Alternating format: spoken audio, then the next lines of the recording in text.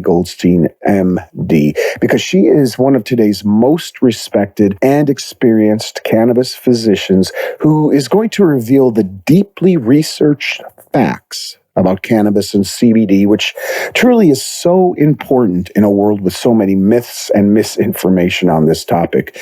Dr. Bonnie is, first of all, the author of a major new book called Cannabis is Medicine, How Medical Cannabis and CBD Are Healing Everything from Anxiety to Chronic Pain, which is highly reviewed by other doctors like Dr. Mark Hyman and Dr. David Perlmutter, and is easily the clearest and most comprehensive guide to the topic that I've ever read. Now, Dr. Bonnie is also the medical director of Canna Centers Wellness and Education, a California-based medical practice devoted to educating patients about the use of cannabis for serious and chronic medical conditions. After years of working in the specialty of pediatric emergency medicine, she developed an interest in the science of medical cannabis after witnessing its beneficial experiences and effects in an ill friend. Since then, she has successfully treated thousands of adult and pediatric patients with serious and chronic conditions, and she speaks frequently about cannabis medicine at conferences and to patient groups worldwide. So, hello, Dr. Bonnie, and welcome to Younger, Longer. Thanks so much for inviting me, Brian. All right, Dr. Bonnie. Well, we all know one of the keys to living long and well is an endless prescription of plenty of joy and laughter. And toward that end, I prefer to put my conversations with top experts like yourself in fun, imagined scenarios versus just two people sitting in front of microphones. And for this ultimate summit where the experts are revealing their most effective steps to live long and well, I'm going for the ultimate imagined scenarios, each speaker's favorite travel destination. Now, you previously noted to me that the enchanting city of Paris, France, ranks number one for you. And as cities go, I've been there and it ranks number one for me too. So, well, briefly, if you don't mind, what is it about Paris that you love? Oh, there's so many things. Just walking along the river, the food, the culture, the museums.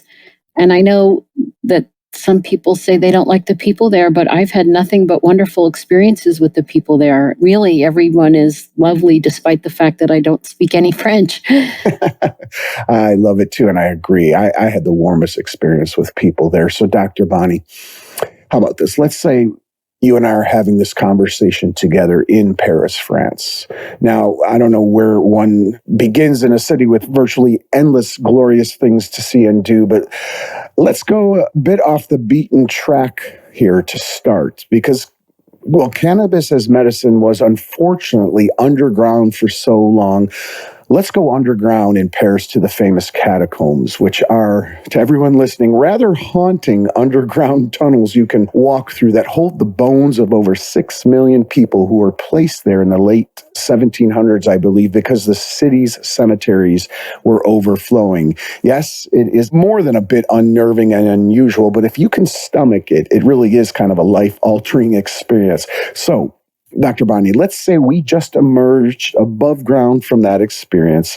It's also reminded us of how precious this life really is, and it's the perfect time to ask you a big question I've been meaning to ask. Hey, Dr. Bonnie, I say, from your unique area of expertise, what are 3 to 5 of the simple and most effective steps people can take to look and feel their best, avoid and possibly even overcome disease and live longer and better? What would your first answer be? So my first answer is respect and understand your endocannabinoid system. And that's a big ask, I understand. But at the same time, if we understand the endocannabinoid system, we can understand how our kind of inner balance meets with our external balance. And those are 2 very important things that we have to balance in order to have a good life. Well, you're going straight for the gusto here. In my view, it's the crucial understanding to explain why cannabis as medicine, which is the title of your book, is so important and effective, and CBD too, despite really decades of being, like I said, shoved underground. So you're so much more the expert than I. I do have a pretty good understanding of the endocannabinoid system, but can you please share exactly what that is with people and why it is important to know about it? So the first thing to understand about the endocannabinoid system is that its job, its role, is to maintain balance of the messages sent by cells. And I often tell my patients that we are basically a, bag of chemicals. And we're amazing. The human body is amazing. And one of the most amazing things about it is your endocannabinoid system that is maintaining what we call homeostasis or balance. So let me just delve in kind of in a simplistic view of how it works. So one of the things an analogy I like is that you're a boat on the ocean and you've got calm ocean conditions.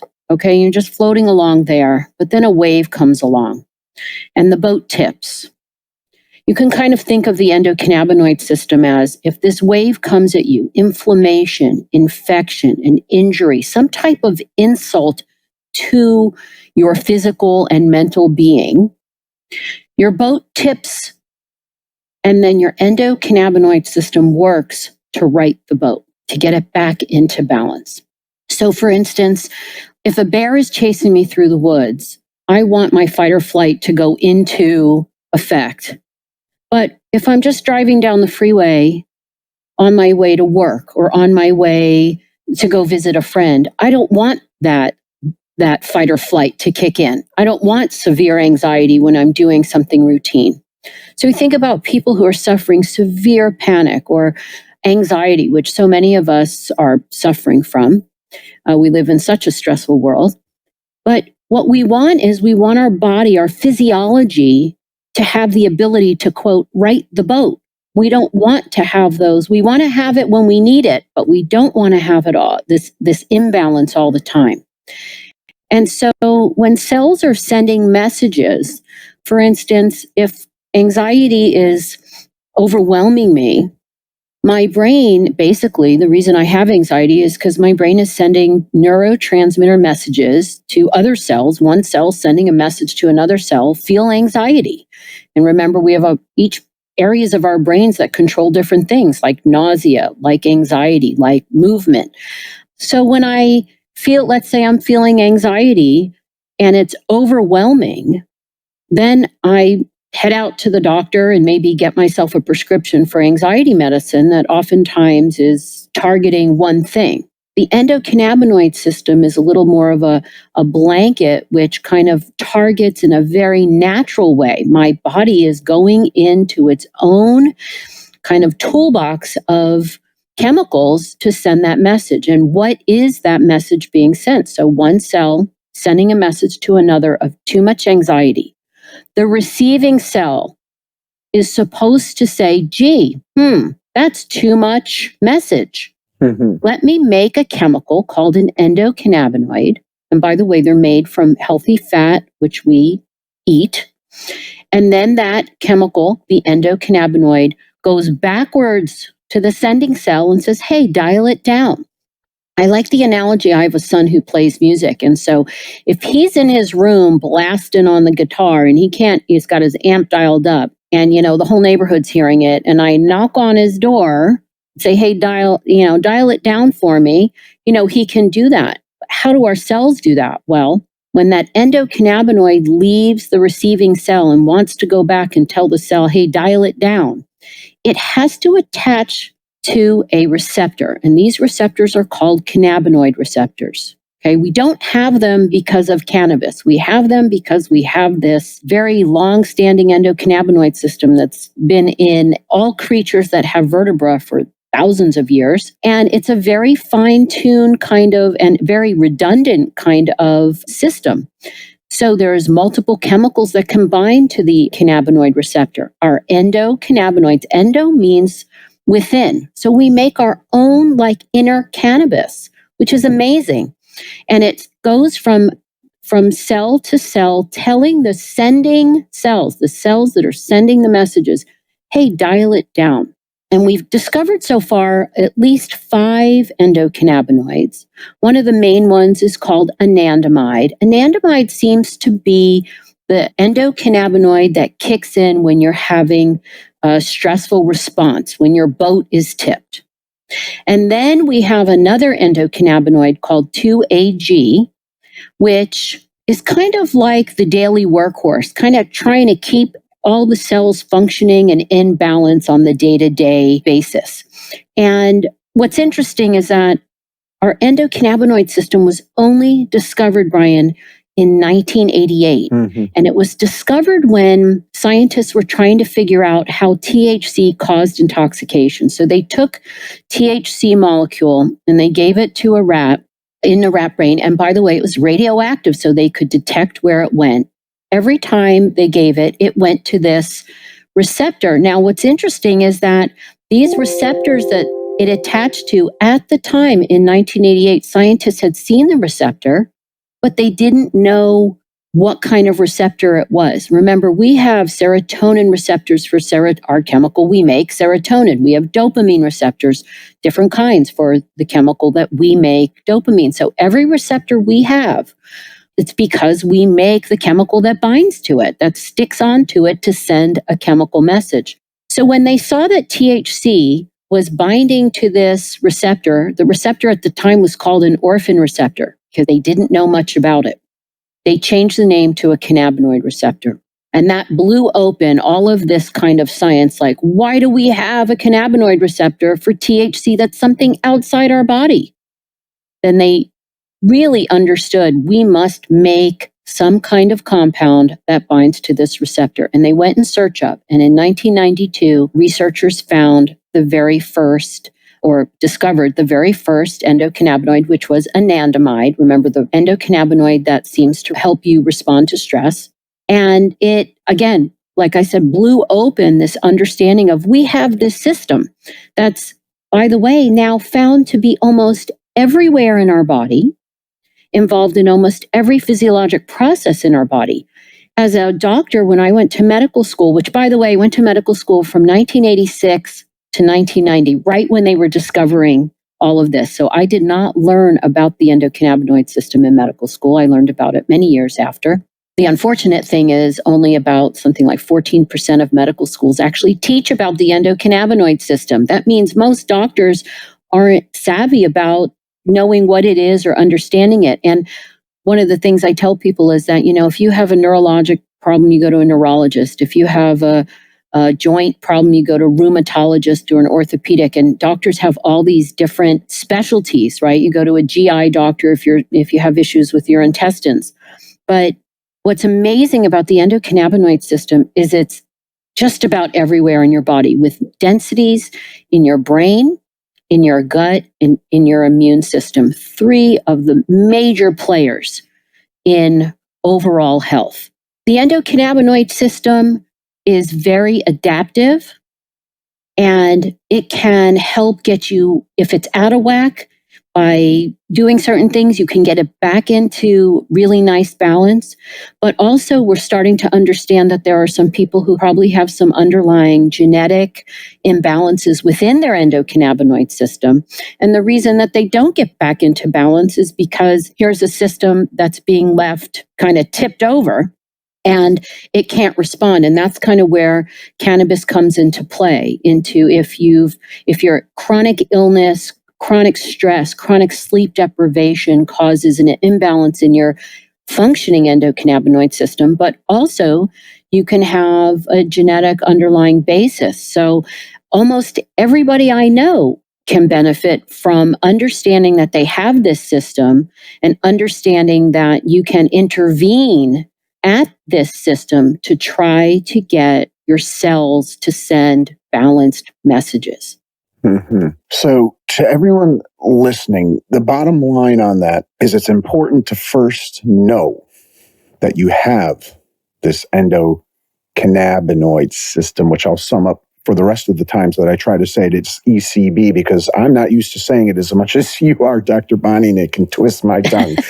So it's an ECB system for short. And it's important to know, folks, that you've got this inside of your body. And it is key to helping, as Dr. Bonnie noted, maintain balance of the cells in your body. And it is key to every process, pretty much as you noted, including a sense of calm, sleep, pain, and so much more. Again, if you've got any number of diseases, it's so key to understand this in the first place. Now, Dr. Bonnie, we have a audience that is more than the general population understanding of and appreciative of what we'll call natural medicine.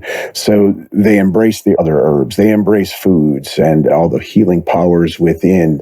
However, still, I'm certain that perhaps even amongst many listening right now, there's still this fear associated with cannabis that, in my view, and I won't expand much on it, was implemented because of policies that were in place for decades. So I'll just say on that front, before I ask you a question on that, that cannabis is just like all these other plants, folks, except in this case, it's perhaps one of nature's greatest gifts in the sense of its medicinal potential. So Dr. Bonnie, maybe you could share a little bit more on that as well, and the connection, before we move on to the next, between this plant and the ECB system for short.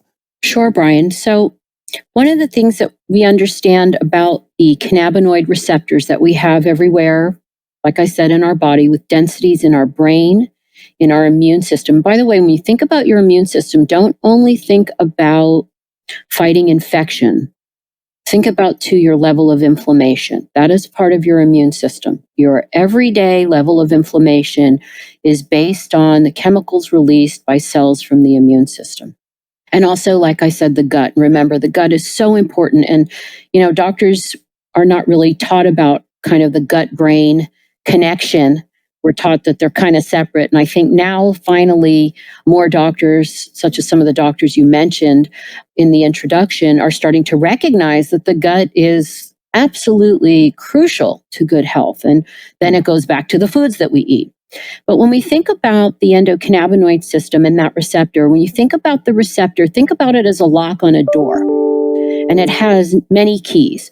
So let's say I'm living, or let's say in my office, I've got a specific key that opens the door to my medical practice, but nobody else in the building can open my door. But my landlord has what they call like the master key, and their key opens it, even though it might be a different size and shape than my key. That's a very important concept because we make these inner cannabis compounds, endocannabinoids, anandamide 2-AG, and some others. And remember that the plant makes like over 500 different compounds. And of those 500 compounds, 140 of those compounds have been identified as what we call phytocannabinoids. It's PHYTO, phyto. And that's just a fancy way of saying plant derived. So the plant makes keys that fit our cannabinoid receptors. Mm-hmm. Fascinating. Why, as humans, are we walking around with a receptor that a plant matches to? Why wouldn't we use that to our advantage? THC is kind of the most well-known phytocannabinoid. Our ancestors figured out that if they light the cannabis flower, or what many people call the bud, on fire, you heat it up, it combusts, you inhale it, and you can feel intoxicated from it. It's still used for rituals and so on. Many people use it to alter their sensations, their mental status, and many people enjoy it because if you talk to people who use it, say, oh, it relaxes me.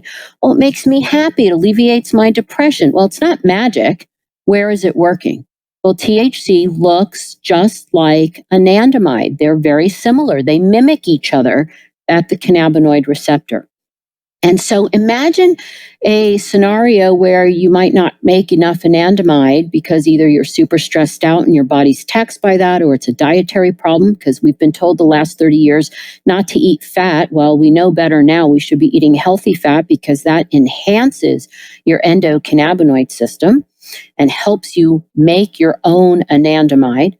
But also, if the machinery is broken in there, or just kind of the lifestyle that you have doesn't allow for you to make enough of that, augmenting your endocannabinoid system with plant compounds, putting that plant. And I'm a firm believer that, they made a big mistake back in the 1930s and 1940s by making this illegal and taking it away from us. I really believe all of us would have our local, everybody's walking around with a green smoothie.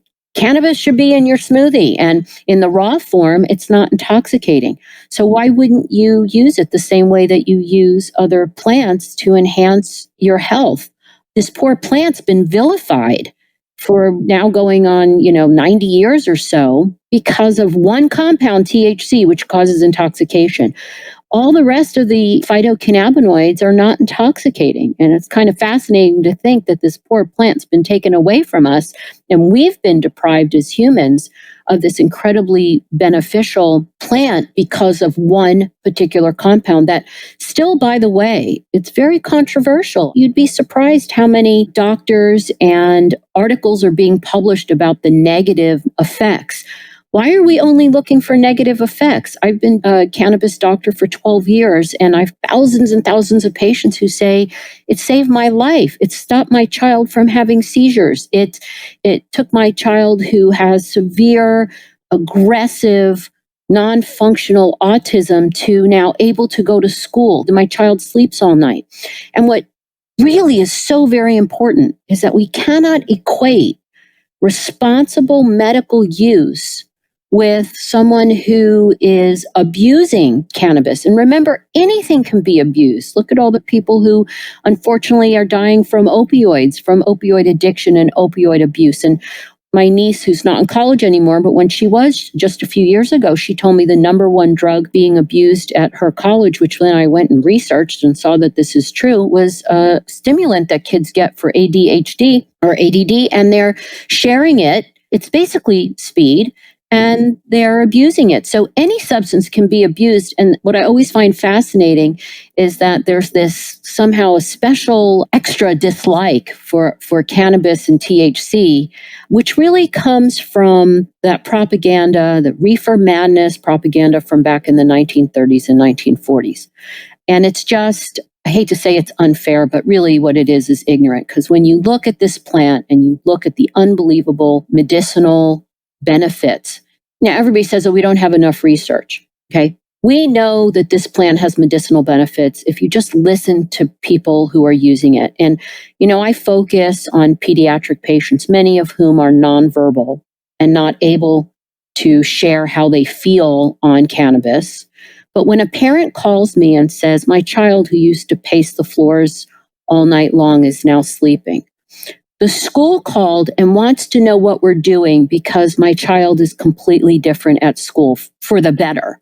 And they don't even know that the parents tried anything new. This is not what I would say placebo effect or whatnot. Now, in the world of science, if you were to say, hey, I used cannabis and it really helped me, that's what they call anecdotal. Most physicians want clinical trials. Well, we're not going to be able to do that until the plant itself, the whole cannabis plant, including CBD, by the way, which, now you can buy at the local gas station. And, I see it all over. All phytocannabinoids, the whole cannabis plant is still on what we call the Controlled Substance Act, Schedule 1, which means that it has no medicinal value. It has high addiction, which, look, I'm giving it to children who can stop on a dime. They're not addicted to it. And also high abuse potential and lack of safety. I will share with you that none of these things are true. And it's really a shame that it's still on the Schedule 1. There have been multiple petitions by various advocacy groups to try to get it off the Schedule 1 so that we can study it, because Schedule 1 drugs are prohibited from being studied unless you jump through 1,000 hoops. I have a colleague who took her 3 years to get approved for a study in veterans with PTSD, because we know it works, but it would be nice to then put it out there for those doctors who want to have that clinical research. Now, looking back at the plant, you're talking about 140 different phytocannabinoids. You're talking about a group of compounds called terpenes. So that's just a fancy word for essential oils. So for instance, we know the lavender plant gives us an essential oil called linalool. Linalool is documented on its own to be very calming, anti-anxiety. Linalool is often found in a fairly high content in most cannabis plants. Another terpene is one called limonene. It is found in the rinds of citrus and in some other plants. And limonene is well known as an antidepressant. Mm-hmm. So many of these compounds that are found in the cannabis plant are also found in other plants, and those are the terpenes. And also there's compounds called flavonoids, and flavonoids are well known to be anti-inflammatory, anti-aging. There, let's say in green tea, there's flavonoids, and we all know green tea is very good for us. Now, the group of compounds that we call phytocannabinoids seem to be almost exclusive to the cannabis plant, which is really fascinating. They have been found in some other plants. However, no other plant carries THC. And by the way, the reason that the plant makes these compounds is not for us, it's for itself. They work as a defense mechanism against animals that might eat the flower of the plant, and for defense against too much sun, and for defense against bugs and other invaders that might destroy the plant. So they happen to coexist with us. And whether you believe that they were put there for our use, or whether you believe it's just a quirk of nature that they interact at our cannabinoid receptors, I leave you to believe, again, what you wish. However, I believe that we are smart enough and knowledgeable enough at this point in time to harness this plant to use as a medicine. One thing I'd like to say, Brian, I haven't even mentioned CBD. CBD is just an absolutely fascinating compound. CBD by itself, if you were to take just isolated CBD, which has been done in multiple studies, it does not bind directly at the cannabinoid receptor. THC binds directly on the receptor, which triggers the well-known effects like some intoxicating effect, the pain relief, anti-anxiety, for some people sedation, for some people clarity and creativity. We know it stimulates appetite. We know it decreases nausea and vomiting. These are all well known. So anybody who says, we don't know anything about this plant because of restricted research, that's not true. We know quite a bit about it because of our observations and, quote, anecdotal, but also many of the effects of THC have been researched, mostly in animals, again, because we're not really allowed to research it in humans. But there are enough human clinical trials from outside the United States and a handful from inside the United States that show us what it can do. I have found THC to be a tremendous medicinal compound, and I'll share with you that in my pediatric patients, none of them are walking around intoxicated. We don't want to make people who already have problems, medical issues that impair functioning. We don't make them more non-functional. We want to try to enhance their life. But the beauty of CBD is to allow you to use CBD, a compound from the plant, without necessarily having that intoxicating effect.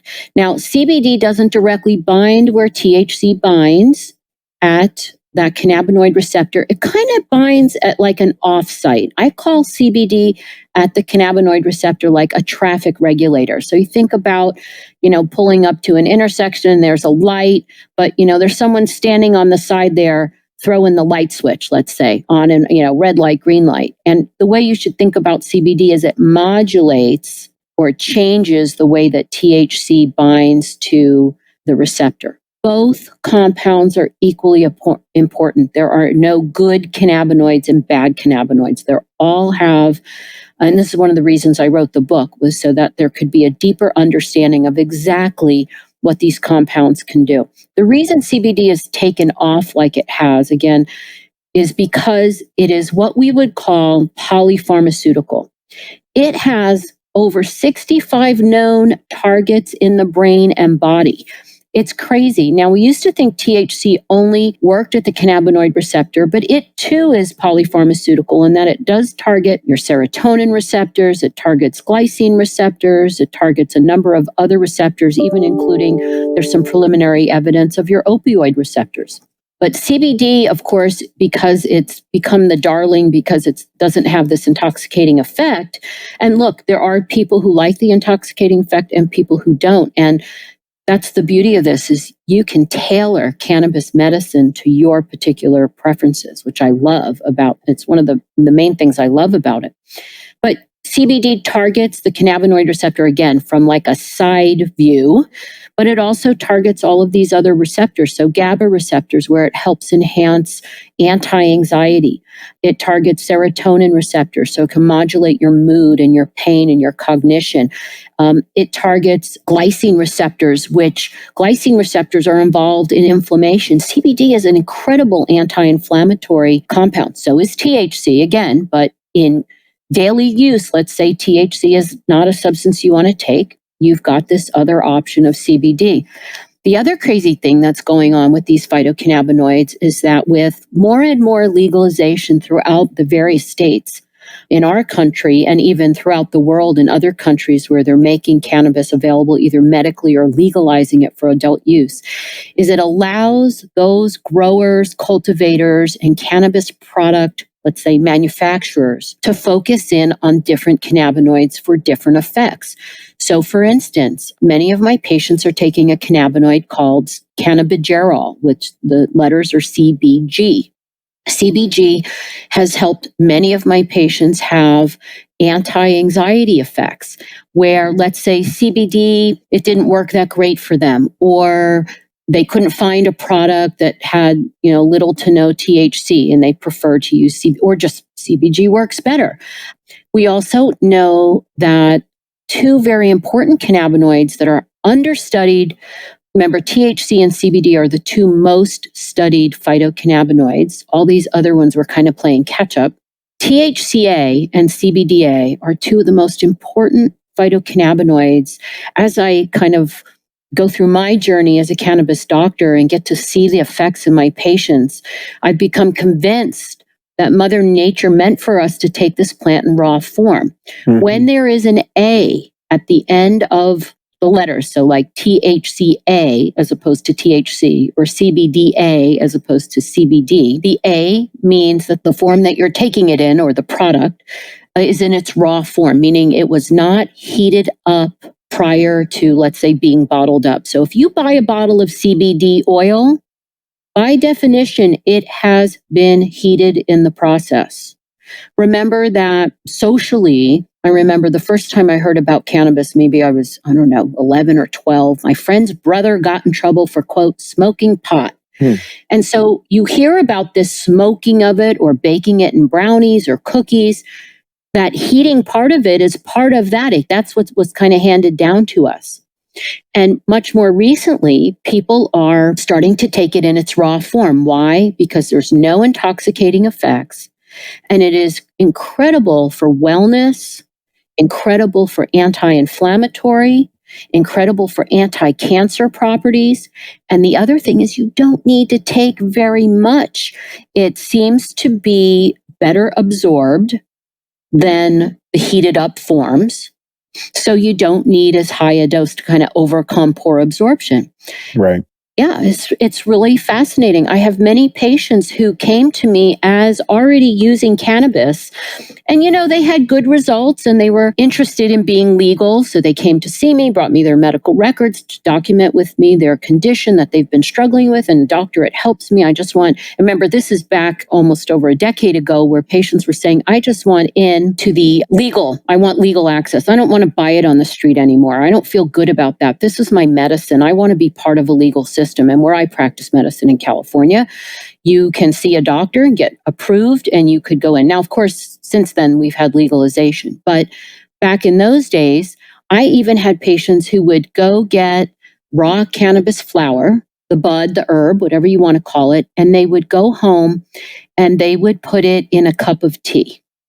So they put it in the bottom of their cup with maybe a tea bag and they pour some hot water, and it's not enough to convert it over to the psychoactive or the intoxicating form.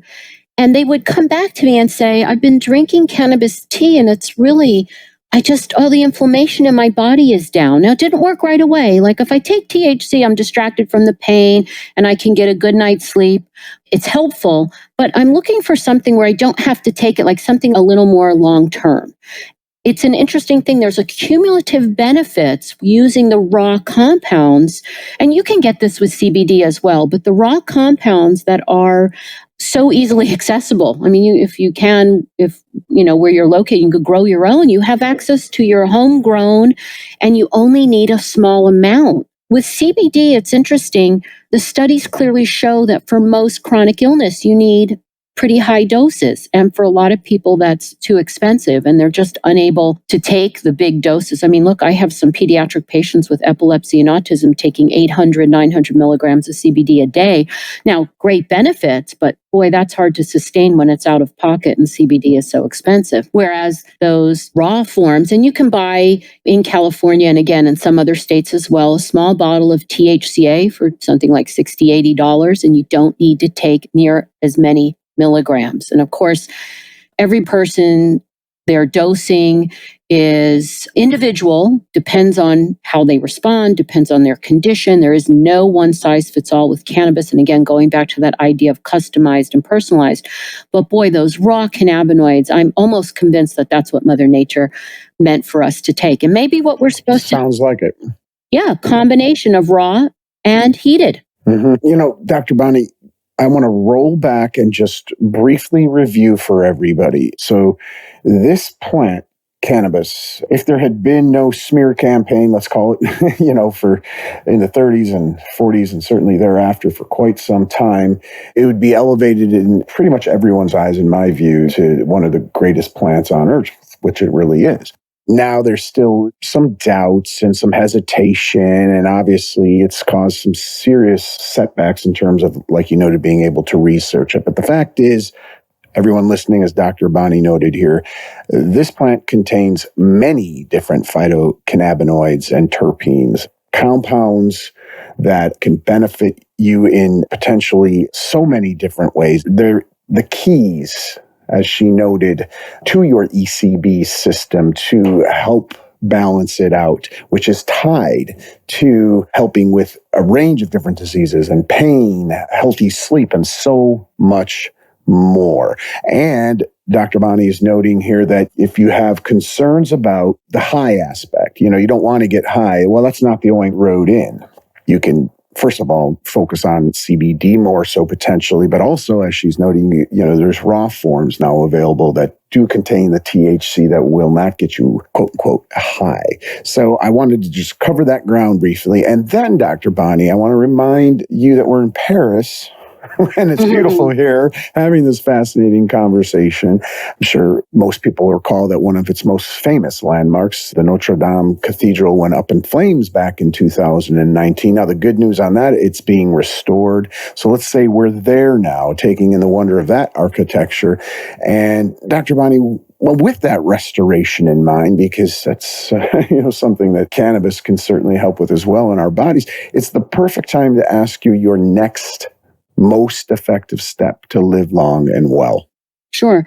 And this ties into what I've said already. It's important in the world that we live in, where we have chronic sleep deprivation, chronic stress. We're being hit all the time with bad news and trying to keep up with eating right and exercise. Even that's stressful, trying to have healthy habits. Most of us stress, am I eating right? Am I exercising? Feed your endocannabinoid system. So how do you do that? So it's really common sense. You don't necessarily have to use cannabis, but certainly it's there for you. And if you're a person who says, I don't really like the way it makes me feel and I'm nervous about it, again, just adding it, even the raw form, can be very helpful. Again, anti-inflammatory, anti-aging, anti-cancer. And that's only the preliminary data, but some other things that you can do to feed your endocannabinoid system. It's been shown that eating foods with omega-3 fatty acids, like, the fish that we know, nuts, seeds, plant oils, these kinds of things, they feed your endocannabinoid system. Your anandamide and your 2-AG, your inner cannabis compounds, are not just floating around. We have this little factory that sits on our cells that make these compounds only when you need them. So if you don't have the ingredients, your factory's not going to work very well. So omega-3 fatty acids help in the right balance with, remember, the American diet has way too much of the other fat, omega-6. You want omega-3s in your diet to help augment and help make your endocannabinoid system run well. We know that yoga and meditation likely enhance your endocannabinoid system. We already know that these are good for us, right? We know that in general, probiotics and prebiotics, and some studies have shown that these can enhance your endocannabinoid system. Remember, these are ways to enhance your endocannabinoid system outside of using the cannabis plant. What's really interesting too is that there are some studies that show that pesticides can actually block your cannabinoid receptors. You don't want to block those receptors, okay? And also the scary chemicals that are in like plastics and all these kinds of things, in preliminary data showing that they can block your endocannabinoid system. So all of us walking around with our glass water bottles, staying away from plastic, don't microwave plastic, that kind of thing. You really want to kind of let your endocannabinoid system be in balance. What's interesting too, and I'm just going to add this, is that again, I don't see this very often in my practice, but too much THC can shut down your endocannabinoid system, and then your natural endocannabinoids do not have a target. You've just now, by the way, it's reversible. So what happens is too much THC hitting those cannabinoid receptors, the receptors themselves kind of get, it's too much. And then they move off of the cell wall and hide inside the cell. And now your endocannabinoids, even more THC, can't really bind to it. That's why we build tolerance to THC. So if you ever known anybody who's been kind of a chronic cannabis user, they say, oh, I don't even feel it anymore. Well, they've dialed down, what we call down-regulated their receptors. That's not good. I joke around, I'm going to come up with a t-shirt that says respect your endocannabinoid receptors. We want them to be there. So too much THC is not a good thing. That decreases the functionality of your endocannabinoid system. One of the other things is that people ask me about alcohol. The studies show that, and again, preliminary studies, there's been a handful of them, show that alcohol, maybe like a glass of wine, actually might, and again, this is in animals, very hard to always correlate to humans. There's studies that show that it might improve, but we definitely know that chronic alcohol intake can downregulate your endocannabinoid system. And, we all kind of know what too much alcohol use looks like. Also, chronic opiate use. So not only enhancing your endocannabinoid system, doing kind of those good things, the diet, the yoga, meditation, pro and prebiotics, but also avoiding compounds that might be detrimental to your endocannabinoid system. That's very important. You want to feed it, and you want to avoid the habits and the substances that might reduce your endocannabinoid system. If I could, I do explain a lot of this in the book, but also there's a wonderful article by Dr. John McPartland called The Care and Feeding of Your Endocannabinoid System that was written a number of years ago. It's excellent. It's an excellent article for people to look at and to review some of the science. What's really crazy, Brian, is that there's so much new science coming out daily on your cannabinoid system I find it impossible to keep up. I always have to dedicate a number of days every month to just reading the new research. So that's great news, because we're catching up on all those decades that we've lost. And the more that we learn, the more we realize just how important this system is. Wow, Dr. Bonnie, I really appreciate all this. This is all such fantastic and important insight about how to help this critical system inside our bodies for fighting disease and pain, helping stress and energy levels, and so much more, the endocannabinoid system. Everyone listening, as you can tell, this is game-changing, truly health and life-changing, and please don't worry about missing any of the crucial details, because remember, you can read it all and hear it all whenever you choose with the complete recordings and transcripts of the entire summit, which you're still getting today with the early bird special before the price goes up. And among the many truly valuable bonus gifts you're getting free with your order is an important bonus from Dr. Bonnie, so do check that out. And I won't repeat all the other key ways beyond cannabis and CBD that Dr. Bonnie covered to help your endocannabinoid system, your ECB, but I will repeat that is another important reason to beware of pesticides and artificial chemicals, as she noted, which can do serious harm to your ECB. They're not only in plastic bottles and in foods, of course, but as we've covered elsewhere in this summit, in cosmetics and personal care products. So you really want to be conscientious about choosing ideally USDA certified organic foods and cosmetics. And okay, Dr. Bonnie, in our imagined location for this important discussion, we're in Paris, France. Our time together is starting to come to a close. The sun is setting over this magnificent city, and where better to see that sunset than from atop its most famous monument, the Eiffel Tower. So that is the ideal place to ask you for a final, most effective step to live long and well. Well, and again, this relates back to the use of cannabis as medicine and really kind of encompasses some of what I said. It's hard to sort it all out because it all overlaps. But what I will say is that for those people who are listening who say, well, I've tried cannabis and it didn't work for me, or I have a loved one who's really suffering, it takes time to find your cannabis regimen. It is not one size fits all. Just because your friend found tremendous anti-anxiety and better sleep from X product with X dose does not mean that that is what is going to work for you. You must investigate on your own. And for some people, they get really lucky. They're super responsive to that first thing, like, they hit a home run first time at the plate, okay? But for some people, it can take a really long time. There's one of my patients that's in my book, and she was chronically ill for almost 10 years before she was kind of found cannabis. She was even reluctant to try it. She had autoimmune disease that manifested as, psychiatric illness at the same time as severe inflammation and just all of these symptoms. I mean, she felt like she was falling apart. She was practically bedridden. And when she started cannabis, she just wanted CBD. And she said to me, I don't want to take anything else. I'm reading online all these people benefiting. And that's not where I necessarily would have started her. But because that's what she wanted to do, I said, let's start there. But remember, I want you to remain open to try other cannabinoids, not just CBD. And so we tried a product that was 25 parts CBD to 1 part THC. And low doses, medium doses, high doses just didn't do the trick. So then we lowered that ratio, tried a few in between, but ultimately she tried 4 parts CBD to 1 part THC. Now, by the way, this is in California. This is considered a medical cannabis product that has to be, licensed by the state and so on.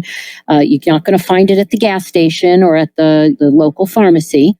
A dispensary, licensed dispensary, yes, but that is what worked for her and really made a difference. Now, by the way, it wasn't overnight. It was 4 months before she was really able to say, I feel so much better.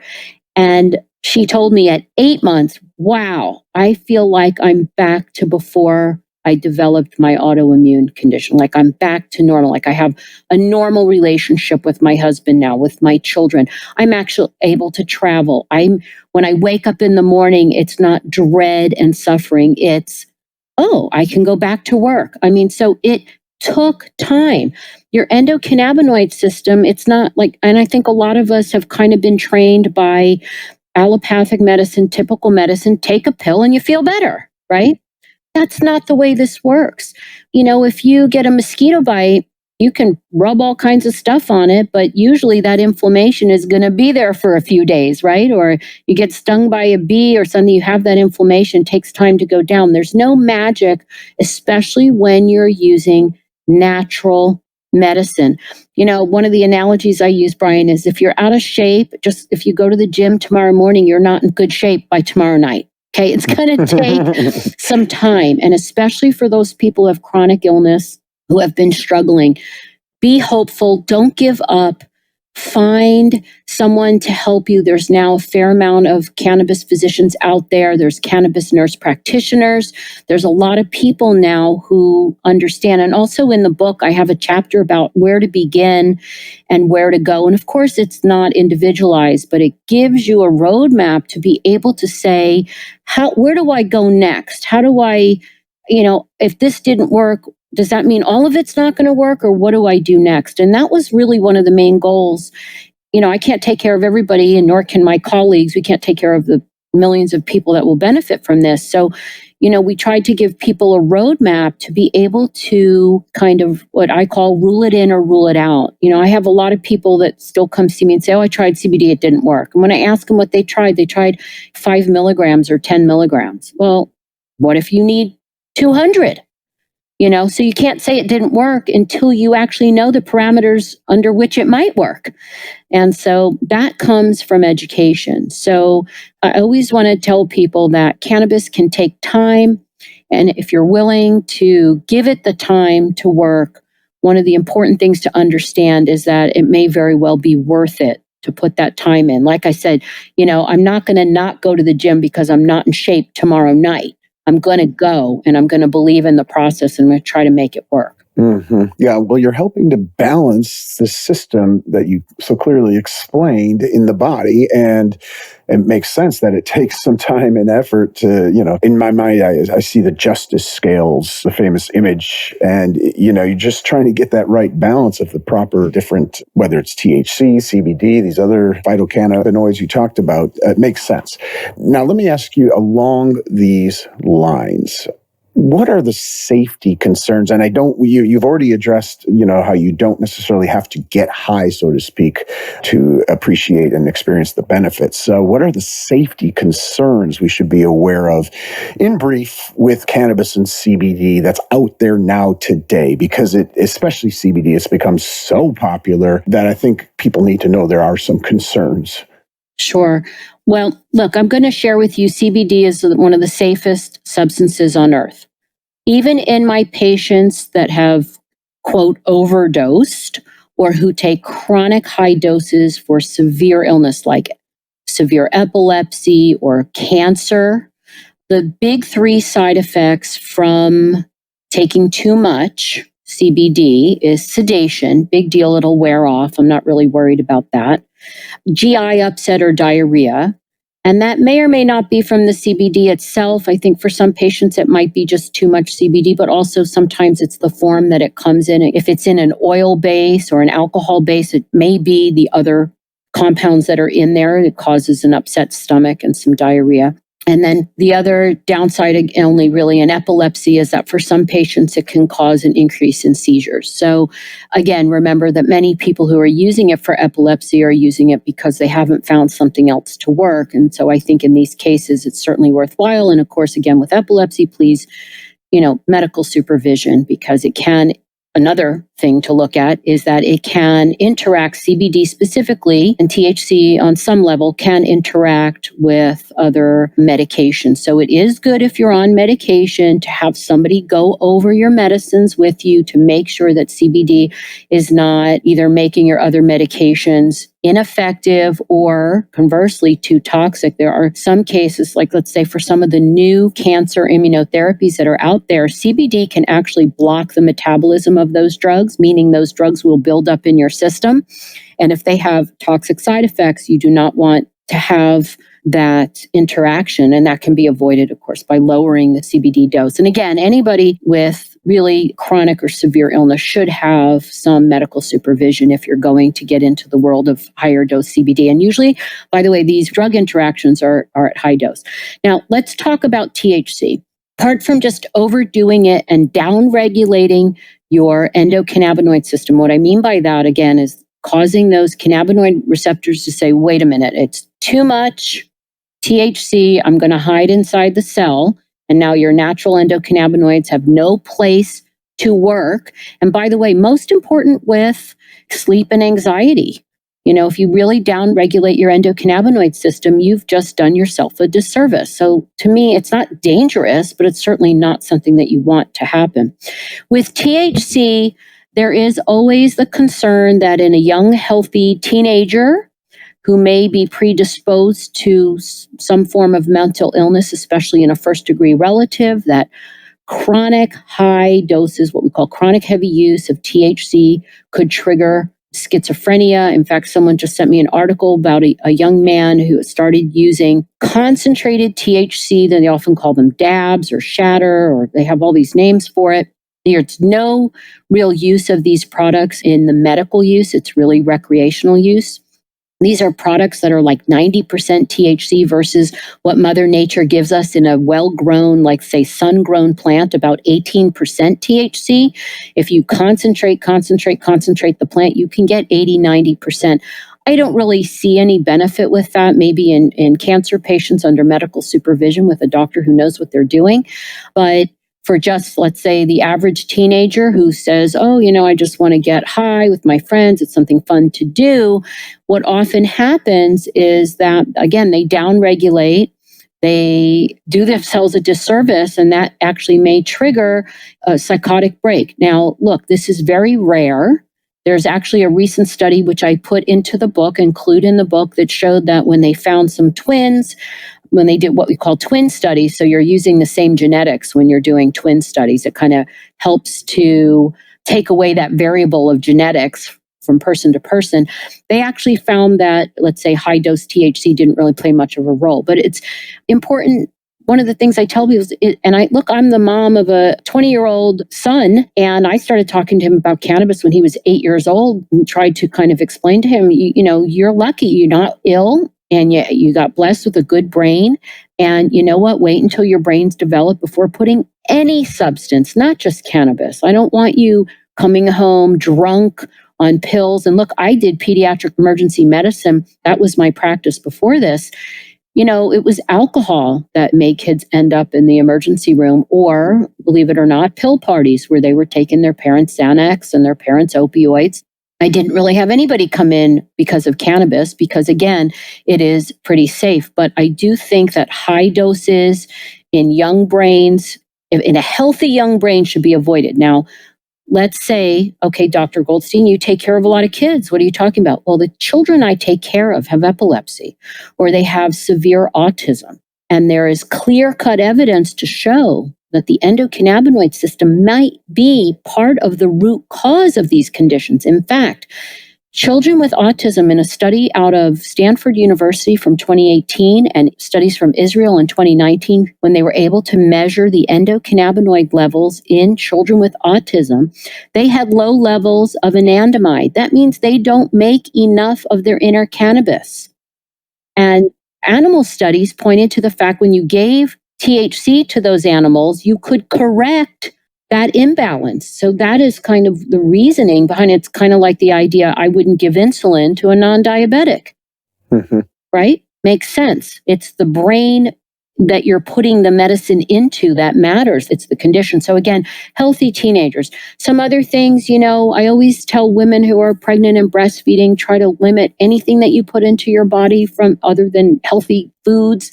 It's a limited time frame, and unless you are struggling with something that's pretty severe, try to avoid, again, all substances, including cannabis, although there are studies now showing that there's probably not that much damage. There's something called fetal alcohol syndrome. There is no fetal cannabis syndrome. If there was, we would have found it by now. And there's some evidence of maybe preterm birth, and maybe the babies are a little smaller. But again, I just tell people, pregnant women and breastfeeding women, just try to avoid all external substances, because again, the endocannabinoid system is in your baby. You don't want to affect their endocannabinoid system by you taking the substance. Yeah. So I think another key safety concern, and I'll just cite it quickly here, is the source. Don't get your cannabis off the street necessarily if you're looking for the medicinal benefits. And regarding your CBD, and you certainly explain this clearly in the book, make sure it has a certificate of analysis. Maybe real briefly, if you can explain that too to folks. Sure. So the source that you get your cannabis from is very important. There are people that use grow modulators, pesticides, solvents in processing, and you really don't want to. Look, the whole idea here is to avoid chemicals, right? We're trying to use something natural. So why am I going to get cannabis loaded with pesticides? That makes no sense whatsoever. The certificate of analysis is basically the lab test that looks at what we call the cannabinoid profile. What's in this? Is there CBD? Is there THC? Is there CBG? And if there is, how much of each one? It also can give you your terpene profile. Is there linalool? Is there limonene? Is there myrcene? So that is very helpful because all of those compounds can help you dial in the best, quote, strain for your condition. And then it measures heavy metals. Cannabis, the species cannabis, which includes hemp and kind of the quote, marijuana, which is the higher THC, what we call drug type strains. That species cannabis is called a bioaccumulator. It sucks up toxins from the ground, including heavy metals. You know, they planted hemp around the Chernobyl nuclear site to clean up the soil. Well, I don't want cannabis in it, and I don't want my patients using cannabis that has arsenic and lead. So it's very important to have that. If I'm using a product that has been processed or concentrated, often there are solvents being used. It can be ethyl alcohol, it can be butane, it could be a number of other compounds. Well, I want to know if, and what they call that is residual solvents in the end product. I don't want any solvents. And I make clear cut that, look, alcohol in your product, if you look at your label of your little CBD bottle and it says that it has a little alcohol in it, that might be okay for an adult who's using it kind of as needed medicine, but certainly in a child who's taking it, let's say 3 doses daily to control seizures from the age of 4 and who knows how long, I would like to avoid alcohol in that patient. That's my medical opinion. And also, again, pesticides. I mean, let's get real. We're not allowed to call cannabis organic yet because the USDA doesn't recognize it as a crop because, again, it's a Schedule I substance federally. However, there certainly are people growing it under organic conditions. And again, that COA will tell you if you have a state program or in your country you have a regulatory body, every product should have a COA. And if you cannot access the COA, like I say in my book, move on. Find a product where you have all the information you need. Key point. Wow. Listen, I could easily talk another hour or more with you about all this, but I'm going to wrap with one final question. If you could be brief, and I recognize it's a big question. So we've got a lot of folks listening, Dr. Bonnie, who are middle-aged and golden years, and certainly plenty are dealing with health issues, diseases common to the age, autoimmune, potentially cancer, certainly chronic pain, fibromyalgia, GI disorders, things I mentioned at the very start. Perhaps some folks with dementia, early onset dementia, anxiety, depression. Out of all these, and I have to be careful in my compliance up to a point in my own language here, but where have you seen the most success with THC, with CBD, with really cannabis in general? Well, what a great question, Brian. So I'm going to answer this question for the adults that are listening, leave out my specialty of pediatrics. No matter what medical condition you have, I have found that having that medical condition usually impacts sleep, and it impacts mood, and it impacts kind of your daily connections with your family, with your coworkers, with yourself, with your own kind of spirituality and your own ability to be creative and to take care of yourself. And then many conditions do have pain, and pain changes us profoundly. It causes so many issues for us. And again, the options that are out there are really, you take 2 steps forward and 1 step back with almost all remedies for pain.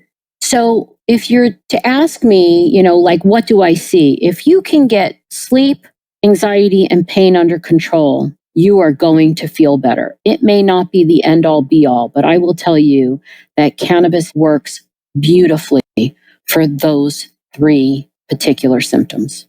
Well, Dr. Bonnie, what a great answer. Well, so we've been imagining we're having this conversation in Paris. It's been wonderful to imagine that, but indeed, in reality, what you've revealed and clarified here is about as important as it gets when it comes to, well, our endocannabinoid system and cannabis as medicine and our health in general. So everyone listening, please take 2 important steps for yourself here today. 1, please do order the empowerment package. That's the complete recordings and transcripts of this entire summit. So you can read and hear Dr. Bonnie and all the top doctors and researchers revealing their most important effective steps to live long and well. So you can do that whenever and wherever you choose, as often as you choose. And note that your order also supports our important mission. Proceeds from every order go to the important charity you'll see below that's helping a big problem that doesn't get nearly enough attention. And it enables me to bring you top experts like Dr. Bonnie here. And number 2, whether you already get how important cannabis and CBD can be for helping conditions you may have, or you're still on the fence, get yourself a copy of Dr. Bonnie's new book, Cannabis as Medicine, How Medical Cannabis and CBD Are Healing Everything from Anxiety to Chronic Pain. No other book on this topic that I've read comes close to clearly and completely explaining what you really need to know on this topic to help yourself in a potentially huge way. And simply put, the book can be a true life changer. So Dr. Bonnie, on behalf of everyone listening and from the bottom of my own heart, I want to thank you so much for